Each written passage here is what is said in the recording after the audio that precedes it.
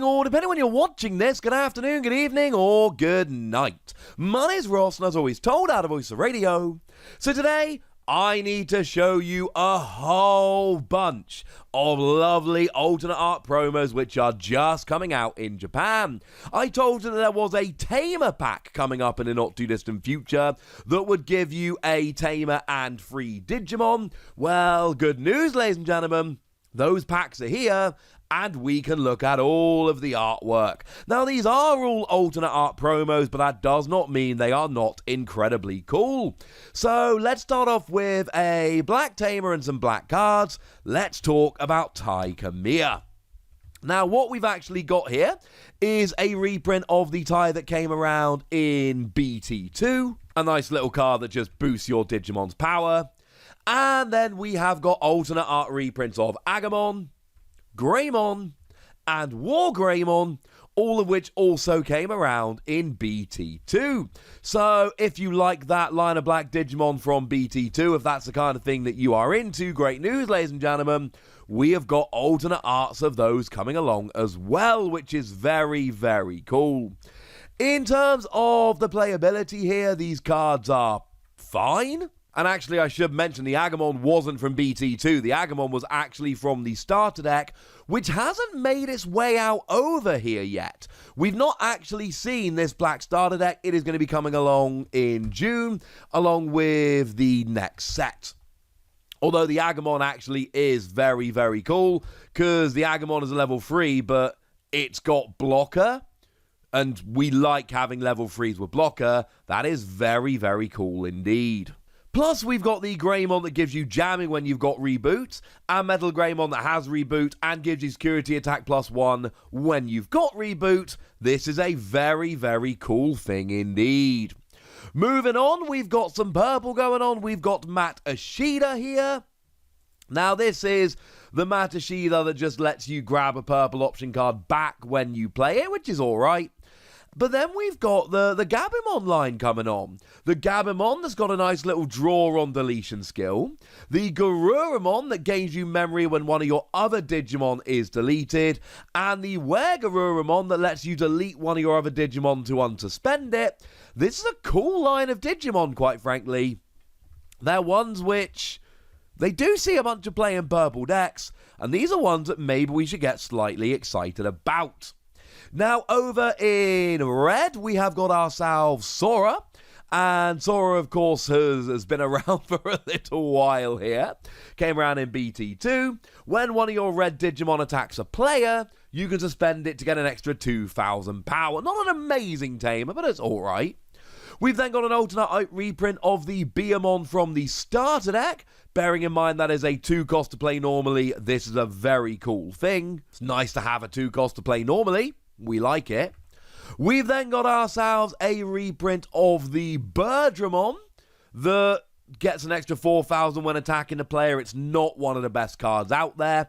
And Garudamon, where when you attack a player, you draw a card. Again, neither of these have seen a huge amount of play since they've been out, but the Birdramon at least is extremely cool indeed. Now, heading on over into blue, we have got Joe Kiddo coming. When one of your opponent's Digivolution cards is trashed, you may suspend it to gain a memory. Can be cool in blue decks. Sees a bit of play here and there. It's not huge. We've then got an alternate art of the Gomamon that actually came around in the starter deck. And like the Beamon we looked at a moment ago, it's a starter deck card that's a 2-cost to play normally. And that's the hook here, right? That's why you're playing this. It is a 2-cost to play normally. And quite frankly, that'll do, kid. That'll do. We've also got here then a reprint of the Ikakumon. When you attack, you trash the top Digivolution card of one of your opponent's Digimon. Doesn't see a huge amount of play. And similarly, the Vanilla Zudamon from BT2 just doesn't see a huge amount of play. It is not terrible, but it doesn't see much play. The Gomamon here, again, that really is the star. Now, moving on into green, and oh my goodness, the artworks here are beyond amazing. We've got Izzy Azumi. There are a couple of green packs. We'll get to the other one in a moment. Izzy Azumi, if you've got a level 5 or higher Digimon, you can suspend this Tamer to reveal the top card of your deck And if it's a Digimon card, you add it to your hand. But a lot of the time it will be a Digimon, so that seems pretty good to me. Generally gets outclassed by the other tamer we're going to look at in a moment, but it's still pretty cool. We've then got one from the green starter deck. Again, remember the green starter deck has not been released here yet. But it is the Tentamon, and when you play it, you reveal the top card of your deck. If it's a green Digimon, you put it in your hand. And if you built your deck with mostly green Digimon, as a lot of these decks will, it's basically a play it and draw one, which is very, very cool. We then see the Kabuterimon, that is a one-costed Digivolve, and has got an inheritable skill that gives you an extra 1,000 for each suspended Digimon your opponent has. Great card, sees a bunch of play. And the Mega Kabuterimon, which is a two-costed Digivolve, which is slightly cheaper, and the artwork here really is phenomenal. And when you attack, if your opponent has 2 or more suspended Digimon, you gain a memory. Not the best green card that sees the most amount of play, but still a pretty cool one. Now, moving on, we have another green tamer, and it is Mimi Tachikawa. Now, this, as far as I'm concerned, is one of the best tamers we've seen. This is a very, very cool tamer indeed. This is one that is absolutely on my radar. This, if you got a level 5 or higher green Digimon, you can suspend to hatch a Digi-Egg or bring it out, i.e. you get an extra breeding phase if you got a level 5 or higher green Digimon. I still consider this to be one of the very, very best tamers we've seen so far. So this is one that I think we should be getting a little bit excited about. And this is probably a good time to just stop for a minute and remind ourselves that these cards have had full art box toppers in the past. And frankly, how similar they are is really going to depend on the card. I mean, if we look at both of the Mimi Tachikawa side by side, I mean, the new one has a regulation mark, which is important. But outside of that, the main real difference is underneath the play cost, it's much more of a bright shining light on the new one than it was on the old one. Otherwise, these cards are exceedingly similar. You'll also notice actually that we are zoomed in a little bit more here. So if you look at the bottom right, Mimi's foot is really in the corner on the new one. And if you look at the top, Mimi's hat is starting to disappear on the new one. They are different artworks. The Mimi really isn't much of a different artwork. We could look at somebody like, let's take TK Takaishi. And if we look at the new version, it is very, very similar. We haven't actually got there yet. Shh. It's a very similar kind of card, except the new one zoomed in a bit more, and they've moved the sun with a cape symbol from the top right to the kind of middle top left. So we do see differences here, but they're not huge, I think is probably a polite way to put it. A lot of these are very, very similar. Now, if we look at Kari Kamiya, then we actually, and I know we haven't got there yet, we actually see a different colour scheme going on here. We changed from a yellow background to a pink background, despite being the full art version of the same card. So some of them are radically different. Most of them, the differences are very, very small.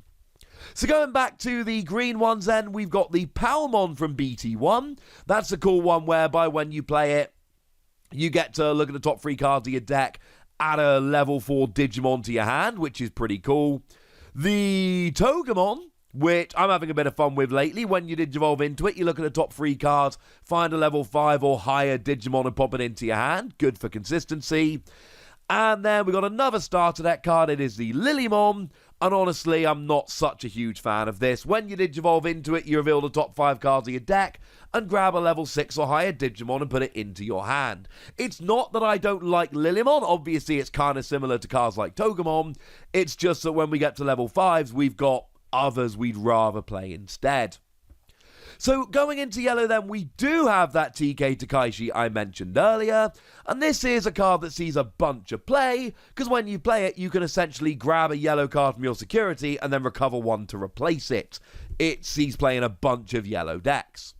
We've got Patamon here from BT1, that lets you reveal the top 4 cards of your deck and add all the tamers to your hand. Sees a bit of play here and there.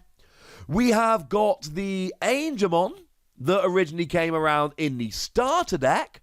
That is the one where if you got 4 or more security, you gain a memory. And then we've got the Magna Angemon that when you attack, one of your opponent's Digimon loses 1,000 power for the turn. These aren't your phenomenal powerhouse cards, but they're kind of cool. And then finally here, we've got the other yellow. That is obviously one we've already mentioned. It is Karikamiya. If you got 3 or fewer security, you gain a memory. And that could see play in some really good yellow decks as we look around. We've then got another card from BT2. We have got ourselves the Salamon, that when it's deleted, if you've got 3 or fewer security, you recover 1. That sees a bunch of play and is a very good card. That is one we see a lot. The Gatomon from BT3, that when you attack, lowers one of your opponent's Digimon by 1,000. And then we've got the, unfortunately, another vanilla card here, the Vanilla Angel Woman, which is powerful for a level 5, but it is vanilla. Certainly Salamon is the real star of these, although again, the artwork on all of them really is kind of awesome. So there we go, ladies and gentlemen. Those are the Tamer packs. Essentially, when you get one of the packs that you get for buying product over in Japan, you will get the alternate art and the 3 relevant ones that go along with it. And look, I know at this stage there are going to be a bunch of you out there going, well, hang on a second, we'll see, what about us over here? And I can tell you 2 very important things. Very important thing number 1, by now you know that Bandai and Digimon are looking out for us. You know that we are going to get these cards. They are making a real effort to get us all these promos. They are awesome. And number 2, we actually don't, unfortunately, have any idea whatsoever. We'll have to wait and see, quite frankly, but they'll hook us up, ladies and gentlemen. They will hook us up. But for now, I want to know what you all think about this. I want to know which of these are your favourites. I want to know which ones you're going to be after, so let me know in the comment section, would ya? Go nuts! Be nice! And then make sure you like this video, subscribe to this channel, follow me on Twitter at TheWasi. That's where we talk Digimon and a whole bunch of other card games. And please do consider checking out patreon.com/PTCG where you can support the channel, get some bonus podcasts and all kinds of fun things. But by far the most important thing as always, look after yourselves till next time, would ya? Thank you very much for watching. My name's Ross, and you've been watching Wasi Plays.